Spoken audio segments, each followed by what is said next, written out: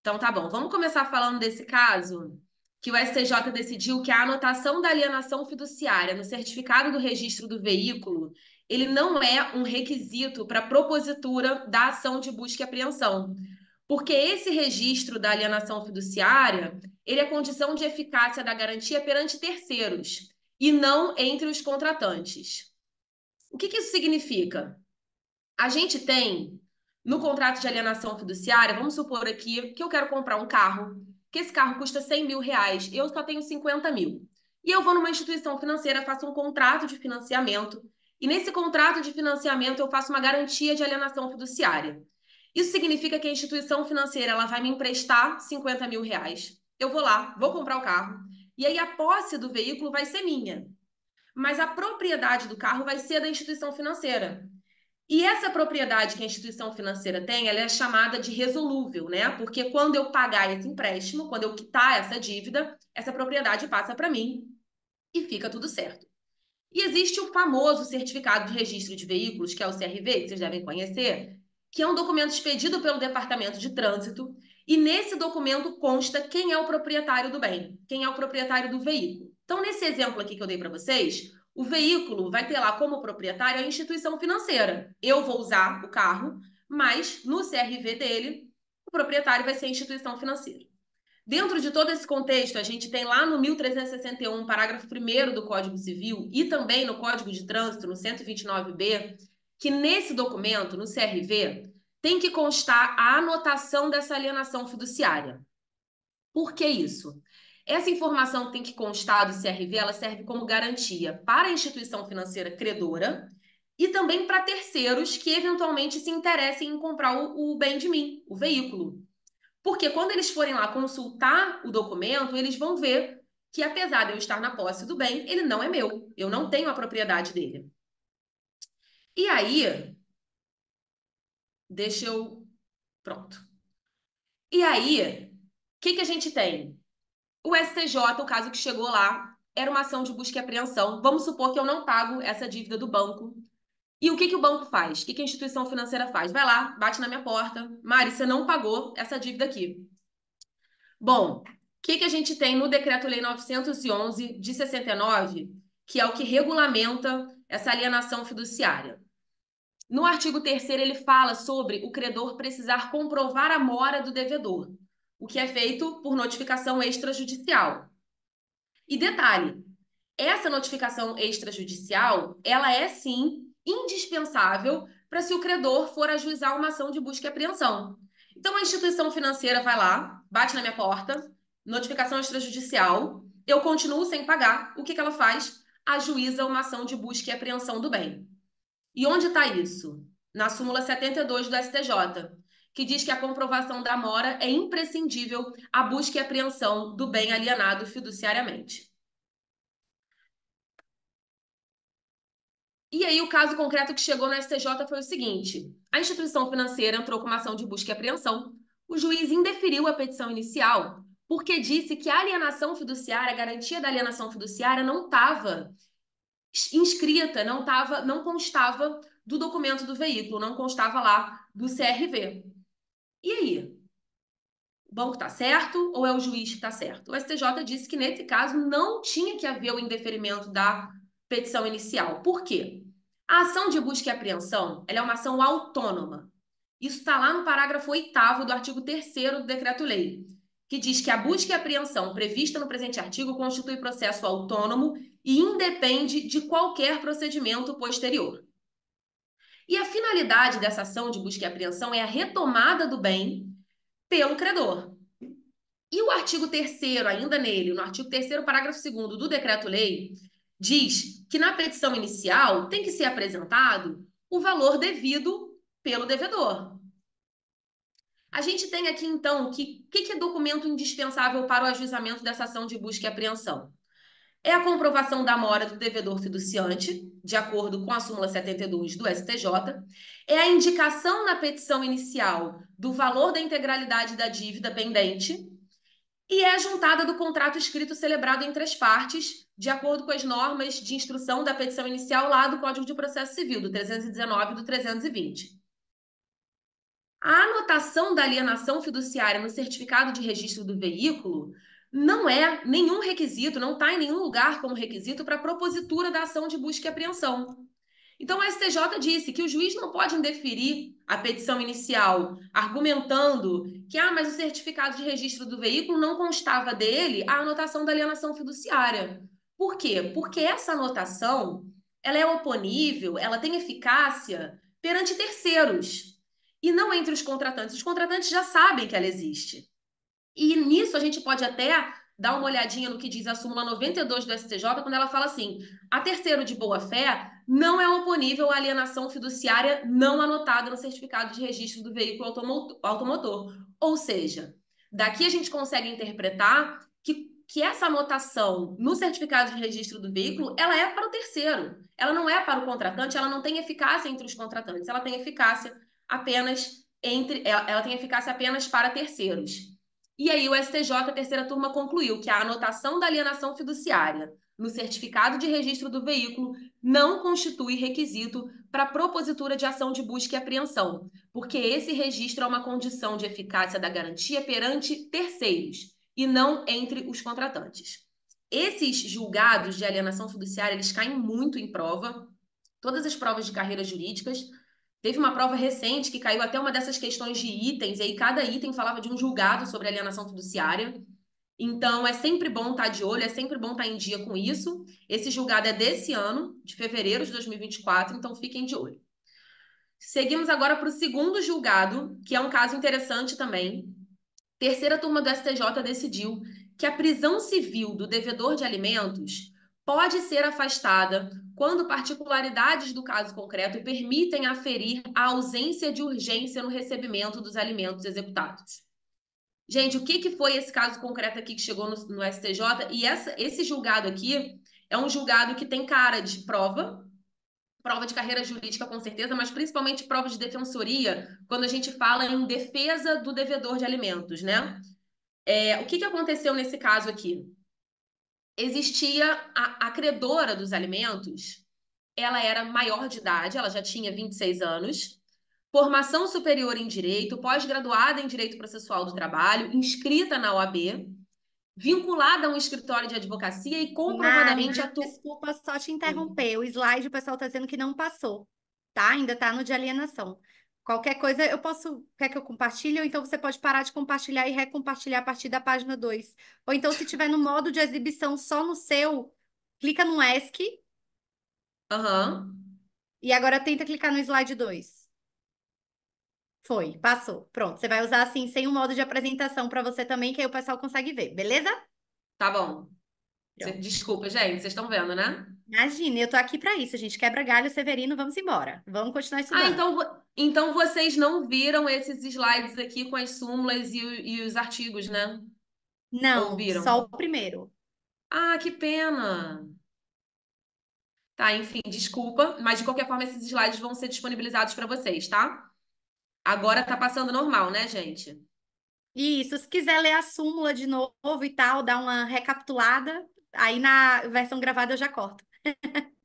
Tá, vamos voltar na alienação fiduciária, então eu queria destacar o parágrafo segundo do artigo segundo, que fala sobre a notificação, a comprovação da mora a comprovação da mora pelo credor por envio de carta registrada com aviso de recebimento ao devedor. O artigo terceiro, que fala da possibilidade do ajuizamento de busca e apreensão. A súmula 72 do STJ, que fala que a comprovação da mora é imprescindível para o ajuizamento da busca e apreensão do bem alienado fiduciariamente. O Decreto-Lei 911 de 69, ainda no parágrafo 2º do artigo 3º, e o seu parágrafo 8º, que diz que a busca e apreensão é uma ação autônoma. E também essa súmula aqui 92 do STJ, que é terceiro de boa-fé, não é oponível à alienação fiduciária não anotada no certificado de registro do veículo. A gente passa aqui agora para o segundo julgado, que é sobre a prisão civil do devedor de alimentos.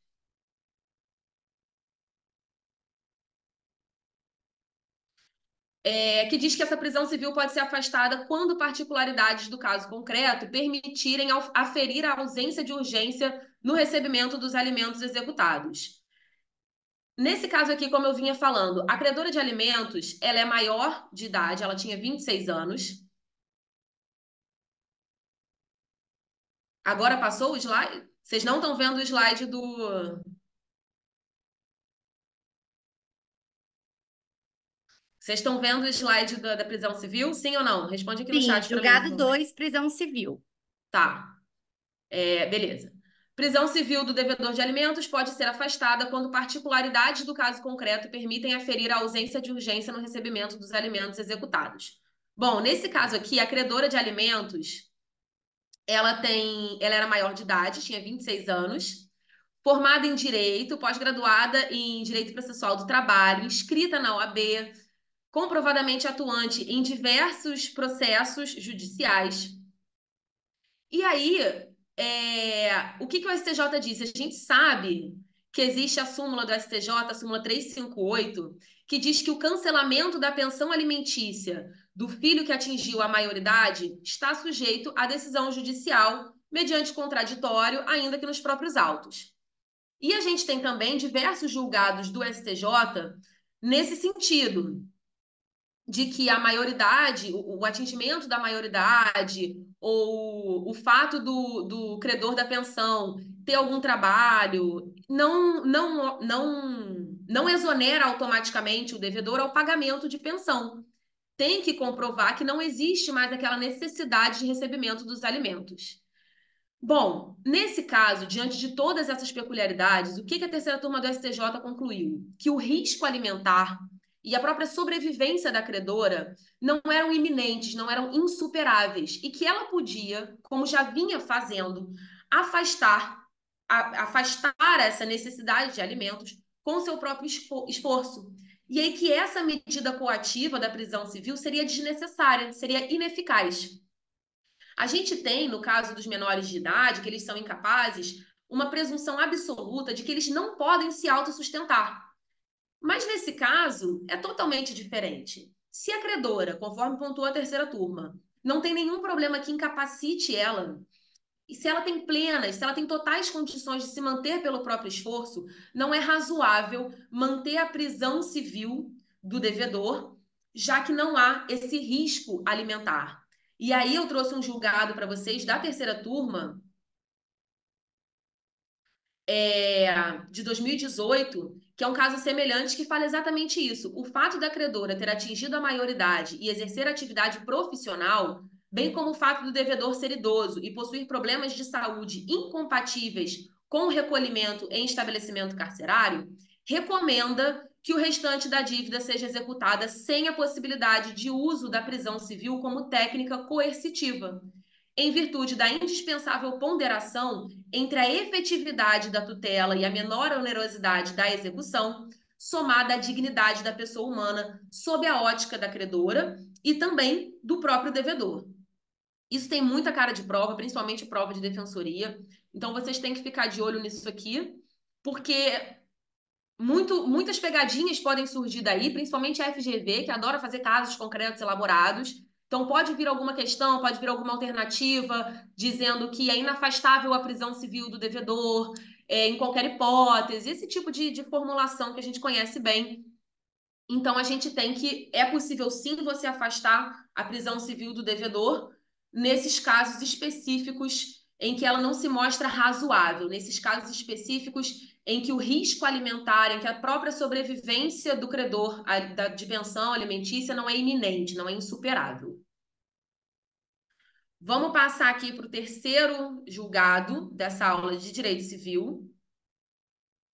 Eu fiquei nervosa com esse negócio de mostrar os slides para vocês e acabei nem agradecendo a Naira pela possibilidade de estar aqui apresentando para vocês essa aula, e agradecer principalmente a vocês, porque realmente entraram nessa causa com a gente para ajudar as vítimas das enchentes do Rio Grande do Sul. É uma ajuda que não pode parar, é uma ajuda que precisa ainda ser constante, e a gente está tentando fazer um pouco, e é muito legal a gente ter tido tanto professor voluntário, essa ajuda da Naira. A Ana Luísa falou uma coisa muito real, que é que os bastidores dessas aulas dão um trabalho que a gente não enxerga, e isso é verdade. A Naira tira de letra com toda a dedicação dela. Então, muito obrigada. Vamos passar aqui agora para o terceiro julgado de direito civil. Vocês estão vendo o terceiro julgado de direito civil? Está aparecendo aí no slide? Me respondam aqui no chat, por favor. Tá, sim. Valeu, Naira. Terceiro julgado de direito civil diz que é possível a penhora do bem de família para assegurar o pagamento de dívida contraída para a reforma desse imóvel. A gente sabe que o bem de família tem uma proteção legal, que é essa proteção da impenhorabilidade. Quando ele atende alguns requisitos legais, existe o bem de família legal, existe o bem de família contratual, mas estamos focados aqui no bem de família legal. Quando ele atende aos requisitos da Lei 8.009 de 90 e os próprios requisitos do Código Civil, ele recebe essa proteção dessa impenhorabilidade, mas tanto a Lei 8.009 quanto o STJ já trouxeram diversas hipóteses que excepcionam essa impenhorabilidade, e essa aqui é mais uma delas. No artigo 3º, inciso 2º da Lei 8.009, a gente tem que, se a dívida for movida, se a execução da dívida for movida pelo titular do crédito decorrente do financiamento destinado à construção ou à aquisição do imóvel, no limite dos créditos e acréscimos constituídos em função do respectivo contrato, a gente vai ter uma hipótese, então, de exceção a essa impenhorabilidade, tá? Para a terceira turma do STJ, esse dispositivo, esse inciso 2º do artigo 3º da Lei 8.009, tem a finalidade clara de coibir que o devedor se proteja na impenhorabilidade do bem de família para obstar a cobrança de uma dívida que foi contraída para adquirir, para construir ou para reformar o próprio imóvel. Ou seja, o que o legislador quis aqui foi impedir que o devedor se proteja na impenhorabilidade do bem de família para obstar a cobrança de um débito derivado de um negócio jurídico que envolve o próprio bem. Então, para a terceira turma, essa preocupação do legislador é nítida no sentido de impedir a deturpação desse benefício legal da impenhorabilidade, para que esse benefício não venha a ser utilizado como artifício para viabilizar a aquisição, melhoramento, uso, gozo ou disposição do bem de família sem nenhuma contrapartida à custa de terceiros. Nesse caso específico, que a terceira turma do STJ julgou, o débito objeto do cumprimento de sentença, ele foi contraído com a finalidade de reforma no imóvel residencial. Então, obviamente, você vai ter a incidência dessa norma do inciso 2º do artigo 3º para afastar essa impenhorabilidade. Então, vamos ficar de olho nessa conclusão aqui, que é possível a penhora do bem de família para assegurar o pagamento de dívida contraída para a reforma desse imóvel. Eu recomendo muito que vocês leiam esses julgados do STJ que falam sobre exceção à impenhorabilidade do bem de família. Recomendo muito que leiam sempre esses incisos do artigo 3º da Lei 8.009, porque é um tema que cai muito em prova e por isso, apesar de ser um tema rápido, um julgado rápido, eu selecionei para falar aqui com vocês. Vamos aqui para o próximo julgado, que é super interessante e tem muita cara de pegadinha de prova também. Ele diz que no caso do descumprimento contratual decorrente do atraso na entrega de imóvel, os lucros cessantes não são presumíveis, porque dependem da destinação, da finalidade do negócio ou da qualidade do bem, se edificado ou não, bem como da demonstração do prejuízo direto do adquirente. O que eu quero pontuar aqui para vocês em primeiro lugar? Em 2019, a gente teve um julgado pela segunda sessão da STJ sob a sistemática de recursos repetitivos, no sentido de que, havendo descumprimento do prazo para entrega do imóvel, incluído aquele período de tolerância, o prejuízo do comprador é presumido. Por quê? Porque consiste na injusta privação do uso do bem e enseja o pagamento de indenização na forma de aluguel mensal e com base no valor locatício de um imóvel assemelhado, com termo final na data da disponibilização da posse direta ao adquirente da unidade autônoma. Bom, nesse caso que eu trouxe para vocês agora, desse ano, da quarta turma do STJ, o que a quarta turma fez foi um distinguishing com relação a esse caso aqui, já julgado pela segunda sessão. Por quê? Gente, quando você tem um atraso na entrega de um imóvel edificado, você consegue de antemão vislumbrar qual vai ser a destinação daquele bem. Mesmo residencial ou comercial, você vislumbra uma destinação daquele bem. E aí você consegue prever que a injusta privação do uso daquele bem enseja, sim, o pagamento de lucros cessantes. Por quê? Seja para moradia própria, seja para fixação de estabelecimento comercial, ou auferimento de renda advinda da locação do bem, a utilização do parâmetro que a segunda seção fixou, que é a fixação de aluguel mensal, de acordo com imóveis assemelhados, ela é adequada porque ela se mostra atinente à qualidade do bem, porque o imóvel edificado vai estar apto a servir aos mesmos propósitos de um outro imóvel assemelhado. Então, apesar de ter essa possibilidade de eventualmente existir casos de reconhecimento de lucros cessantes decorrente do atraso na entrega de obras de infraestrutura de terrenos e lotes não edificados, que foi esse caso agora julgado pela quarta turma, em regra, é inviável de plano você presumir qual vai ser o prejuízo oriundo da injusta privação do uso desse bem. Porque se você tem um imóvel não edificado, se você tem ali obras de infraestrutura de um terreno e de um lote, você não tem como presumir qual vai ser a destinação daquele bem. Então, você não tem como presumir os lucros cessantes. Você não tem como fixar desde já um aluguel mensal de acordo com um imóvel assemelhado, porque não existe ainda um imóvel assemelhado. E aí, essa premissa Então, voltando aqui, quarta turma do STJ, decidiu que é imprescindível que você averigue ao menos a finalidade do negócio, a destinação e a qualidade do bem. Por quê? O STJ já tinha entendimento também pacífico no sentido de que quando você tem um imóvel não edificado, a inadimplência do comprador não enseja o pagamento da taxa de fruição, justamente em razão de se tratar de um terreno sem edificação, né?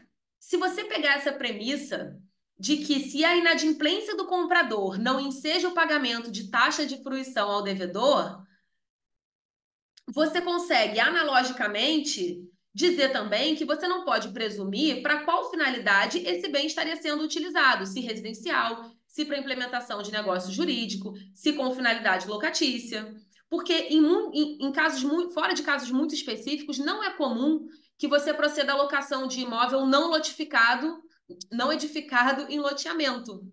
Então, essa realidade, vinculada ao atraso na entrega de um lote ou de um terreno não edificado, fez com que a quarta turma realizasse esse distinguishing em relação ao entendimento sedimentado em recurso repetitivo, que a gente falou no comecinho da explicação. Porque esse entendimento do recurso repetitivo, ele é específico para o descumprimento do prazo de entrega do bem edificado. Até porque tem expressa disposição legal nesse sentido, que são os artigos 402 e 403 do Código Civil, que dizem que os lucros cessantes representam aquilo que o credor razoavelmente deixou de lucrar por efeito direto e imediato da inexecução da obrigação pelo devedor. Então, fechando esse julgado específico, ainda que tenha havido descumprimento contratual decorrente do atraso na entrega do imóvel não edificado, os lucros cessantes não são passíveis de presunção. Eles precisam ser devidamente demonstrados e cotejados para representar aquilo que o adquirente efetivamente deixou de lucrar em virtude do prejuízo direto e imediato do comportamento do devedor. Porque nos lucros cessantes é imprescindível que você tenha certeza da vantagem perdida. Então, cuidado com a possibilidade de uma pegadinha nesse sentido em prova sobre terrenos já edificados, que aí você aplica esse entendimento da segunda seção do STJ, e sobre terrenos não edificados, que aí você faz esse distinguishing aqui, que acabou de fazer a quarta turma. Vamos passar agora aqui para o quinto julgado da nossa aula, que é um julgado famoso, tema de repercussão geral do STF. Eu imagino que vocês já tenham ouvido falar desse julgado, porque muito foi falado sobre ele, mas a gente tem que trazer aqui e bater nessa tecla dele sempre, porque já está caindo em prova e é super importante. Bom, nos casamentos e uniões estáveis envolvendo pessoa maior de 70 anos, o regime de separação de bens do 1641, inciso 2 do Código Civil, pode ser afastado por expressa manifestação de vontade das partes mediante escritura pública. A gente sabe que o artigo 1641 do Código Civil traz a hipótese de regime de separação de bens obrigatório no caso de pessoas que contraírem com inobservância das causas suspensivas da celebração do casamento, de pessoa maior de 70 anos e de todos os que dependerem para casar de suprimento judicial. E aí debatia-se muito, há muito já se vem falando sobre isso, de você obrigar a pessoa maior de 70 anos a adotar um regime de bens específico.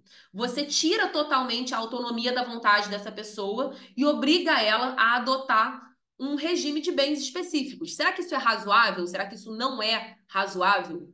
E aí, finalmente, o plenário do STF resolveu essa questão e disse que se você interpretar essa norma do inciso 2 do artigo 1641 de forma absoluta, ou seja, se você interpretar essa norma como norma cogente, como norma obrigatória, você vai acabar violando os princípios da dignidade da pessoa humana e da igualdade.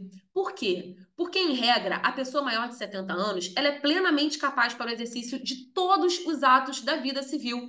E, então, obviamente, para a livre disposição dos seus bens. Até que se prove o contrário, a pessoa de 70 anos é plenamente capaz de dispor dos seus bens.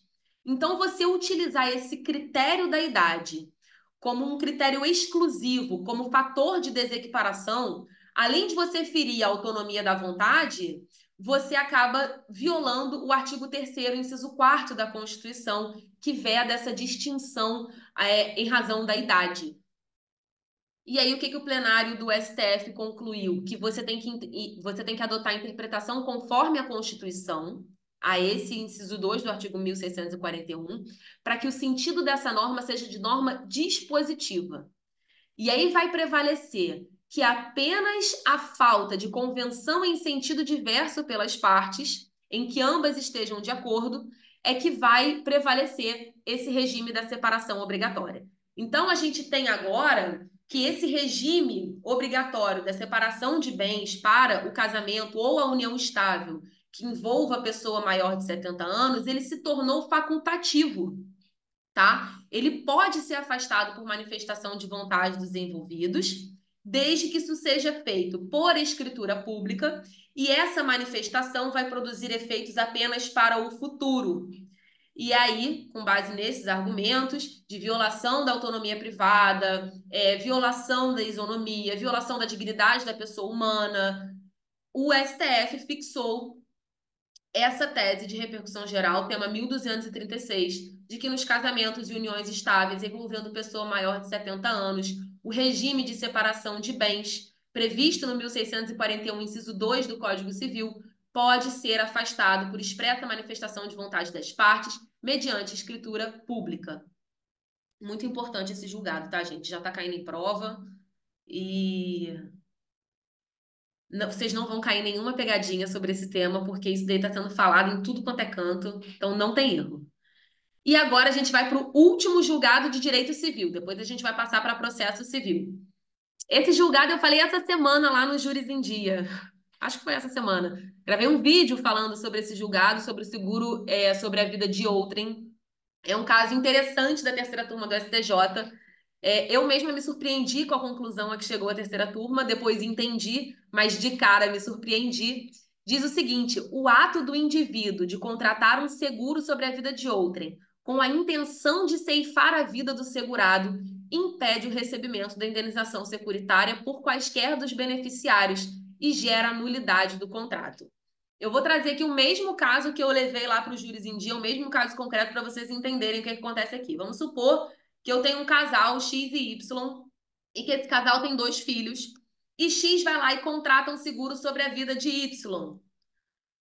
Sim, saber que isso aconteceu é bizarro, a ideia homicida da pessoa é bizarro, mas acontece.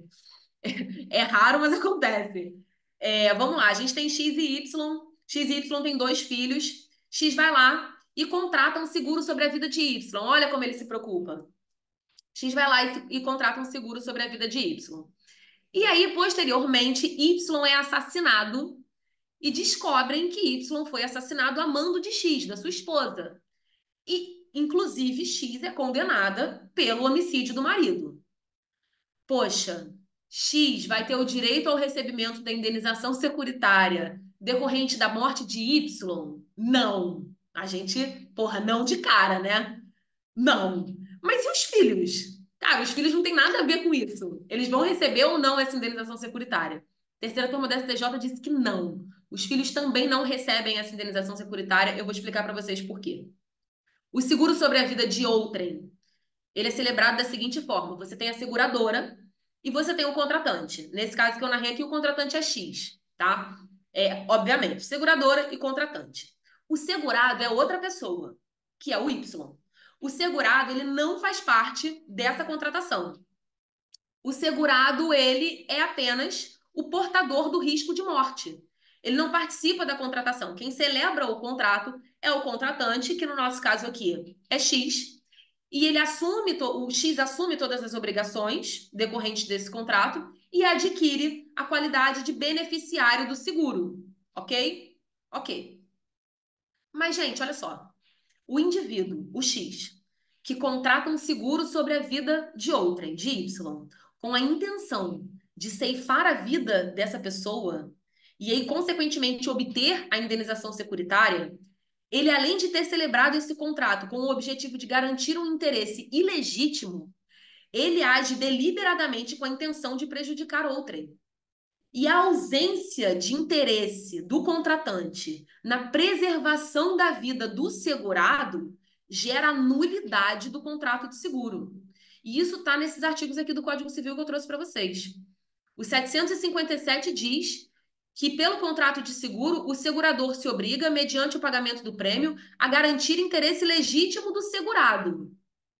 O 762 diz que vai ser nulo o contrato para garantia de risco proveniente de ato doloso do segurado, do beneficiário ou de representante de um ou de outro. E o 790 diz que no seguro sobre a vida de outros, o proponente é obrigado a declarar, sob pena de falsidade, o seu interesse pela preservação da vida do segurado. Então, se esse contrato é nulo, ele não produz efeitos jurídicos. E ele não produz efeitos jurídicos desde a origem. Ele é nulo. Então, obviamente, X, que contratou o seguro com essa intenção já de ceifar a vida de Y, ele não vai receber indenização securitária. Mas os filhos também não. Porque se o contrato é nulo, o contrato não produz efeitos jurídicos nem para X e nem para ninguém. Então,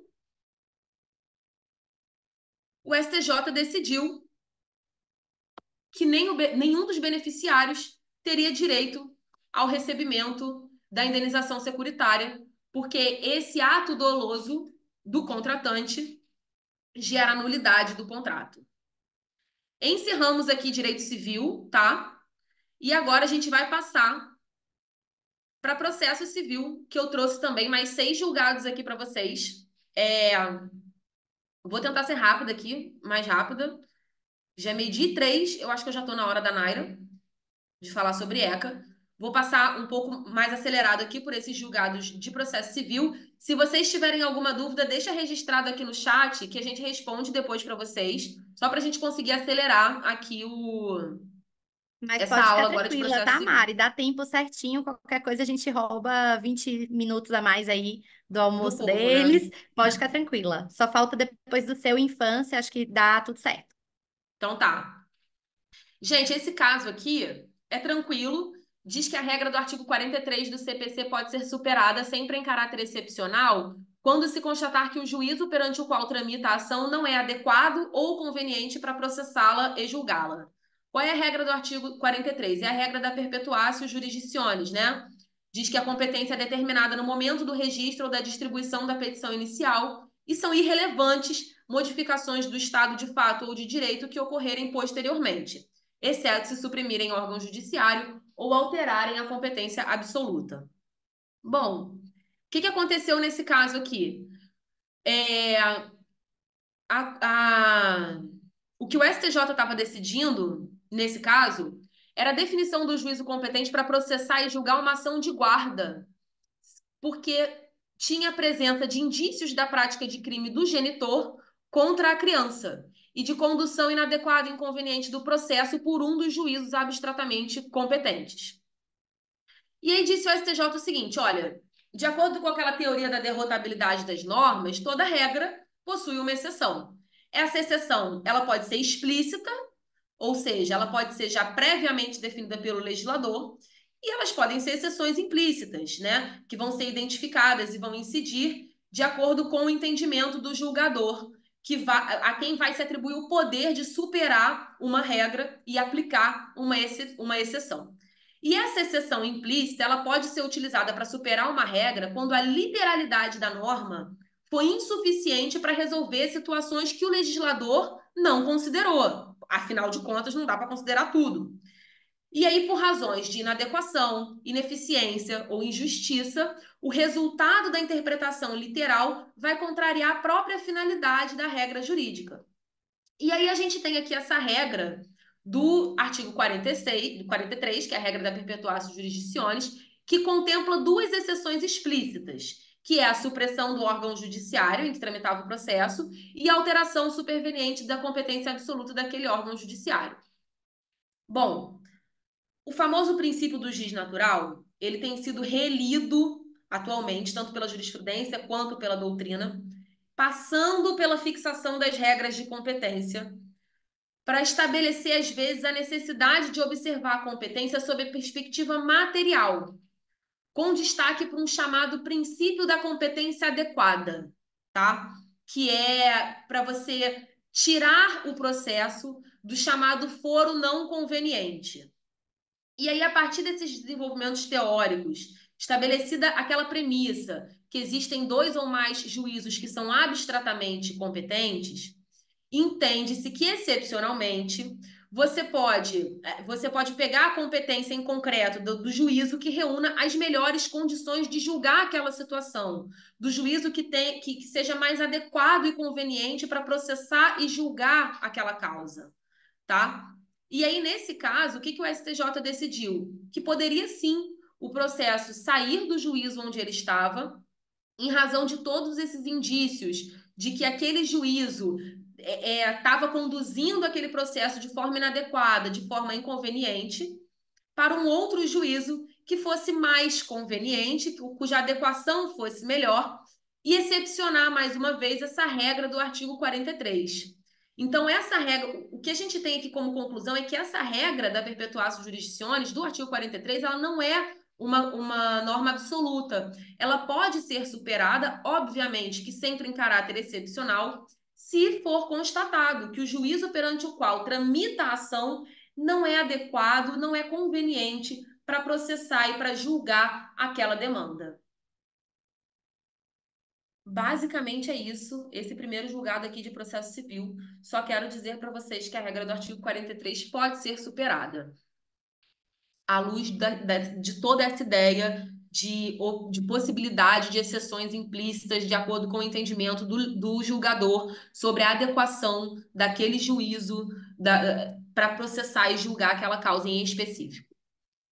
Segundo julgado, bem interessante, que eu trouxe para vocês, diz que, havendo previsão contratual que faculte ao credor a escolha do foro de execução e este opte pela execução dos contratos de empréstimo celebrados no exterior perante a justiça brasileira, deve haver submissão à forma processual típica de tal via processual, inclusive quanto ao conhecimento e julgamento dos respectivos embargos e execução.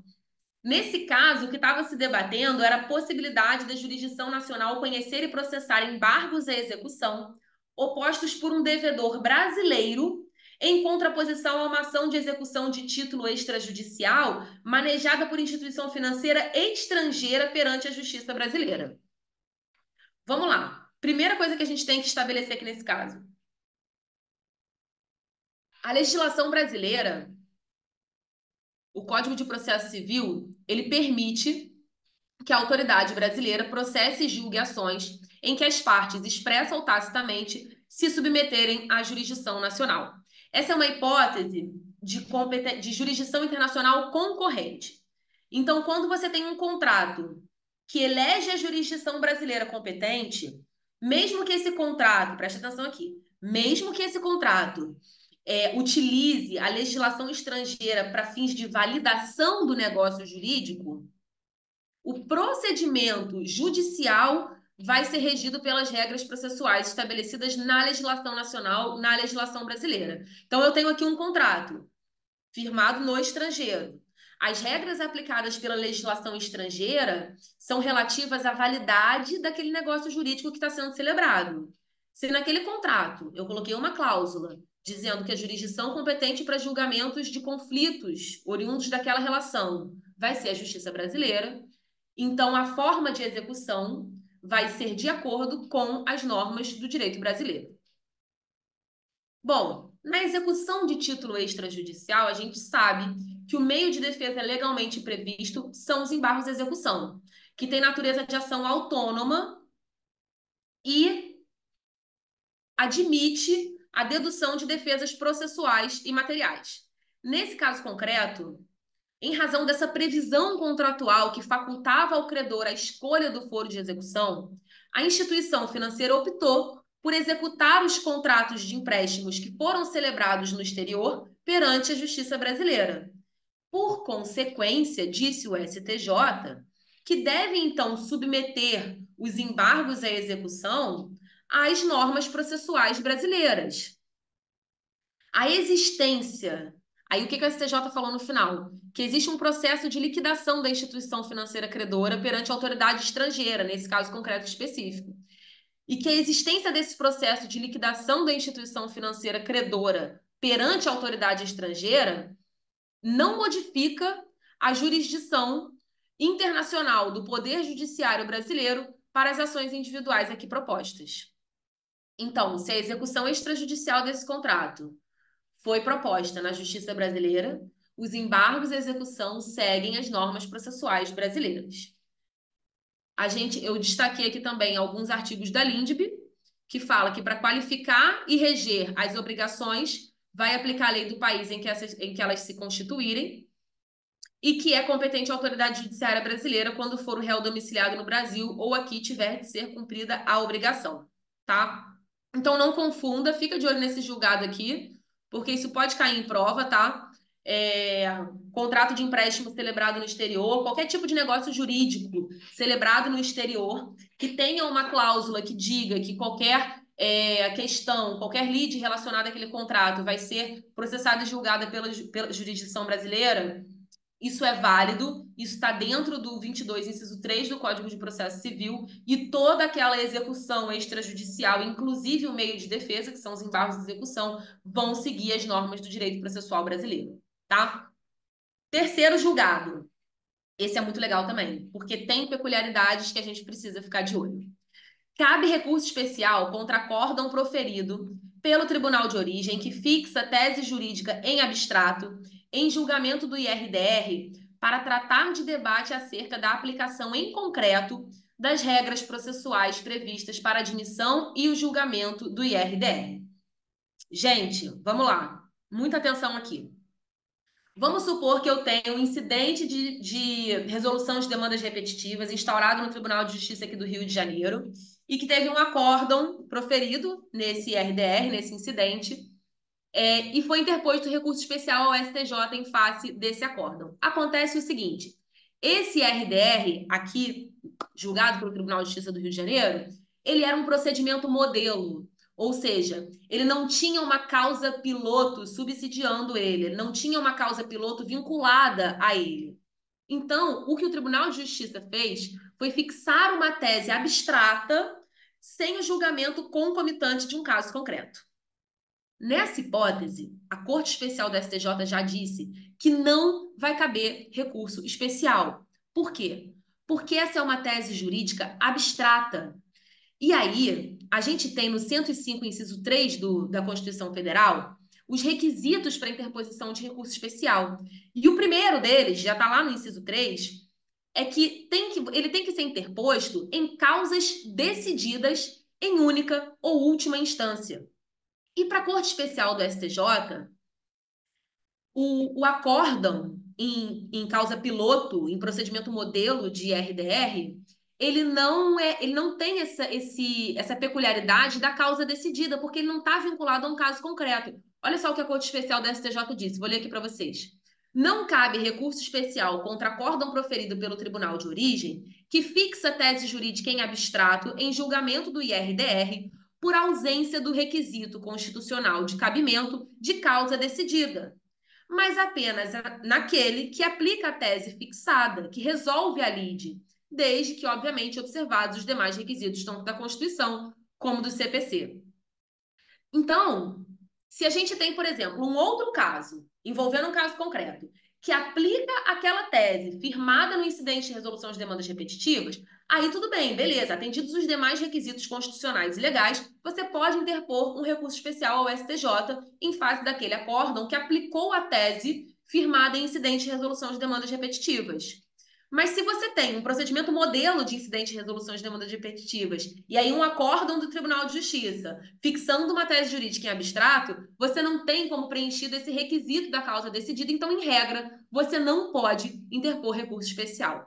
Mais uma vez, temos aqui, o que eu trouxe para vocês foi um distinguishing da segunda turma do STJ, que vai dizer que, mesmo nesse acórdão do Tribunal de Justiça ou do Tribunal Regional Federal, que fixar a tese jurídica em abstrato em julgamento do IRDR, pode caber recurso especial quando o debate for sobre a aplicação em concreto das regras processuais para admissão e julgamento do IRDR. Veja só, esse recurso especial, que a segunda turma do STJ disse que é cabível, ele não está questionando a tese fixada pelo tribunal de origem. Ele está questionando se aquele incidente deveria ter sido admitido, se aquele incidente foi julgado corretamente, se atendeu às normas processuais legais aplicáveis ao seu julgamento. Ele não está questionando a natureza da tese, o que foi decidido pelo tribunal. Ele está apenas questionando se as regras processuais de admissão e de julgamento do IRDR foram observadas ou não.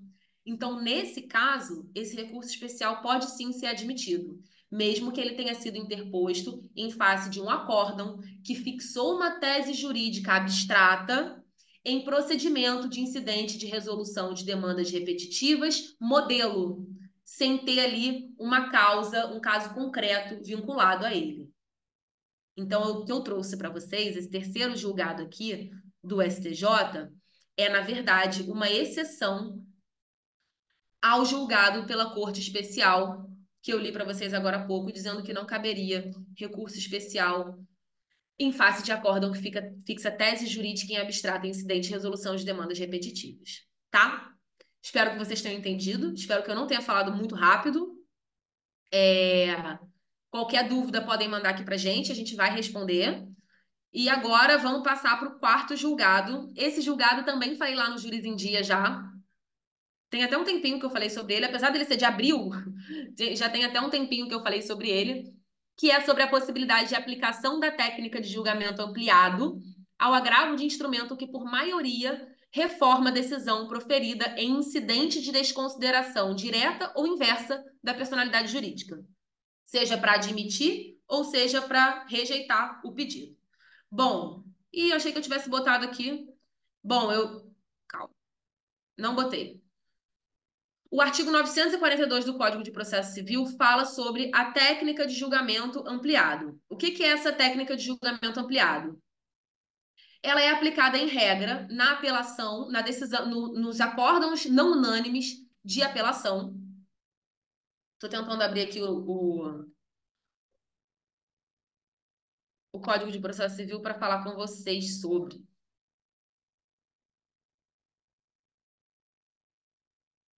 Quando o resultado da apelação for não unânime, o julgamento vai ter prosseguimento em sessão especial a ser designada com a presença de outros julgadores, que vão ser convocados em número suficiente para garantir a possibilidade de inversão do resultado inicial, assegurando-se a partes e a eventuais terceiros o direito de sustentar oralmente suas razões perante os novos julgadores. Então, qual é a regra dessa técnica do julgamento ampliado? Resultado não unânime de apelação, tá bom?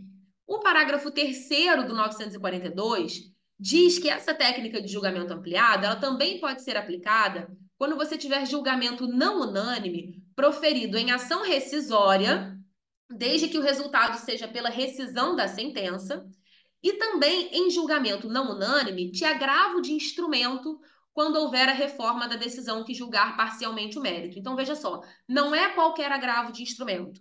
É o agravo de instrumento que for interposto em face de decisão interlocutória que julga parcialmente o mérito da demanda, desde que o resultado não unânime seja pela reforma dessa decisão.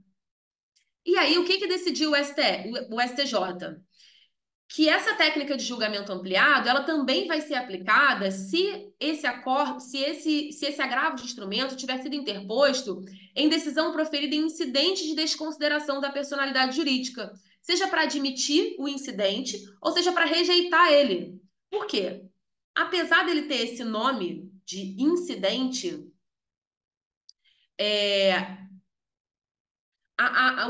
esse procedimento de desconsideração da personalidade jurídica ele é uma verdadeira ação incidental instaurada contra terceiros. Esses terceiros são considerados terceiros até o momento em que eles são regularmente cientificados da intenção deles serem incluídos na lide como responsáveis por determinada dívida. Então, para o STJ, essa decisão que admite ou não o incidente, a instauração do incidente de desconsideração da personalidade jurídica, seja uma desconsideração direta, seja uma desconsideração inversa, é verdadeiramente uma decisão de mérito. E aí que se você tem um julgamento não unânime desse agravo de instrumento, você pode sim aplicar a técnica de julgamento ampliado do artigo 942 do Código de Processo Civil. O que eu recomendo aqui para vocês? Que vocês deem uma lida nesses julgados do STJ sobre a admissão dessa técnica de julgamento ampliado em hipóteses que não estão expressamente listadas no Código de Processo Civil. Porque o que as bancas pegam, principalmente a FGV, são justamente esses pontos que a legislação não fala, mas que o STJ fala, mas com base nesse dispositivo tal, a gente pode interpretar que cabe aqui também. Então, fiquem de olho nisso, tá? Esse julgado é super recente, ele tem um mês, ele é agora, do início de abril de 2024, e vale muito a pena vocês colocarem ele aí nos seus materiais de revisão, para sempre dar uma olhadinha ali, porque isso tem muita cara de prova. Vamos aqui para o julgado 5, que é um julgado do ano passado, mas que saiu numa edição extraordinária desse ano, e que é muito importante. Ele diz o seguinte: as vítimas de evento danoso possuem legitimidade para executar individualmente o termo de ajustamento de conduta firmado por ente público que verse sobre direitos individuais homogêneos. Por que esse caso é muito importante? Esse caso, ele trata da tragédia do rompimento de barragem lá em Brumadinho, em Minas Gerais. Esse acontecimento trágico gerou inúmeras mortes, inúmeros prejuízos de natureza material e de natureza moral a todos os indivíduos ali atingidos. E aí, a Defensoria Pública de Minas Gerais firmou um termo de ajustamento de conduta com a Vale, que foi a empresa responsável, né? Enfim. E nesse termo de ajustamento de conduta, a Vale se comprometeu a indenizar extrajudicialmente as vítimas do acidente. Bom, o que a gente tem, então, como premissa? A gente tem um termo de ajustamento de conduta que foi firmado pela Defensoria Pública, por um ente público. Se você tem uma vítima do ocorrido, essa vítima do ocorrido ela pode individualmente pegar esse termo de ajustamento de conduta, do qual ela não fez parte, e executar individualmente? Ela tem legitimidade para fazer isso? O STJ disse que sim, tá? Embora a gente tenha na legislação quem são os legitimados para firmar os termos de ajustamento de conduta, a gente não tem quem são os legitimados para executar esses TACs. E essa questão ela é, de fato, muito controvertida tanto na doutrina quanto na jurisprudência. Mas o STJ disse que numa interpretação à luz da finalidade das normas protetivas do microsistema de demandas coletivas, você tem que atribuir, sim, legitimidade para executar o termo de ajustamento de conduta, a natureza do direito que está sendo tutelado naquele termo. Então, de acordo com o direito que está sendo tutelado ali, se é direito coletivo, se é direito difuso ou se é direito individual homogêneo, é que você vai extrair quem são os legitimados para executar aquele termo. Então, se a gente tem um ato negocial, se a gente tem um TAC, um termo de ajustamento de conduta, sobre direitos difusos ou sobre direitos coletivos estricto sensu, obviamente os legitimados vão ser os órgãos públicos. Mas, se a gente tem um termo de ajustamento de conduta, que a natureza é de direitos individuais homogêneos, como esse caso em que o TAC firmado pela Defensoria Pública com a Vale estabelecia indenização extrajudicial aos indivíduos prejudicados, então você está falando ali de direitos individuais homogêneos, você pode sim atribuir legitimidade a esses indivíduos para que eles executem individualmente esse título extrajudicial. Então, atenção aqui, essa galera tem sim legitimidade para executar um TAC firmado por um órgão público, nesse caso, firmado pela Defensoria Pública, desde que o acordo, desde que o termo de ajustamento de conduta, desde que o ato negocial verse sobre direitos individuais homogêneos, tá?